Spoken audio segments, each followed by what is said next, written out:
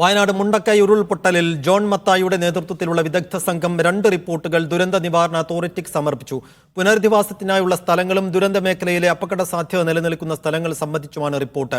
12 സ്ഥലങ്ങൾ സന്ദർശിച്ച് 5 സ്ഥലങ്ങൾ പുനരധിവാസത്തിനായി കണ്ടെത്തി ശുപാർശ ചെയ്തു.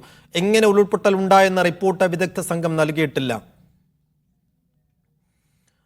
അനീസ് അലി വിവരങ്ങൾ നൽകും. അനീസ്, ഈ പുനരധിവാസത്തിന് യോഗ്യമായ സ്ഥലങ്ങളുടെ പട്ടികയിൽ ഉള്ള വിവരങ്ങൾ എന്തൊക്കെയാണ്? എന്തുകൊണ്ടാണ് ഈ ഉരുൾപൊട്ടലിനുള്ള കാരണങ്ങളെക്കുറിച്ച് ഇതിൽ പറയാത്തത്? അതിന് സമയമെടുക്കുമോ? തീർച്ചയായും സൈഫുദ്ദീൻ, ഈ ഉരുൾപൊട്ടലിനുള്ള കാരണം തേടിയുള്ള പരിശോധനകൾ ഇനിയും നടക്കേണ്ടതായിട്ടുണ്ട്. അതിന് വിദഗ്ധ പരിശോധന ആവശ്യമുണ്ട്. അദ്ദേഹം ഈ പ്രദേശം ഇനിയും സന്ദർശിക്കുന്നുണ്ട്. അതിനുശേഷമായിരിക്കും അത് സംബന്ധമായ ഒരു വിശദമായ റിപ്പോർട്ട് സമർപ്പിക്കുക. ഇപ്പോൾ ജില്ലാ ദുരന്ത നിവാരണ അതോറിറ്റി അധ്യക്ഷയായിട്ടുള്ള ജില്ലാ കലക്ടർക്കാണ് ഈ റിപ്പോർട്ട് കൈമാറിയിട്ടുള്ളത്. ഇതിൽ 2 റിപ്പോർട്ട് അദ്ദേഹം കൈമാറിയിട്ടുണ്ട്. ഒന്ന്, ഈ ദുരന്ത സാധ്യത നിലനിൽക്കുന്ന പ്രദേശങ്ങൾ കേന്ദ്രീകരിച്ചുള്ള റിപ്പോർട്ടാണ്. അവിടെ ജനവാസം ഇനി സാധ്യമല്ല എന്ന് കാണുന്ന പ്രദേശങ്ങൾ അടയാളപ്പെടുത്തിക്കൊണ്ടുള്ള റിപ്പോർട്ടാണ് ഒന്ന്. രണ്ടാമത്തേത്, എവിടെയൊക്കെ ഇനി പുനരധിവാസം സാധ്യമാണ്, എവിടെയൊക്കെ സുരക്ഷിതമാണ് തുടങ്ങിയ കാര്യങ്ങൾ അടങ്ങിയ ഒരു റിപ്പോർട്ട് കൂടിയാണ് സമർപ്പിച്ചിട്ടുള്ളത്. ഈ 12 സ്ഥലങ്ങൾ സന്ദർശിച്ച് 5 സ്ഥലങ്ങൾ പുനരധിവാസത്തിനായി കണ്ടെത്തി അദ്ദേഹം ഈ റിപ്പോർട്ടിൽ ശുപാർശ ചെയ്തിട്ടുണ്ട്.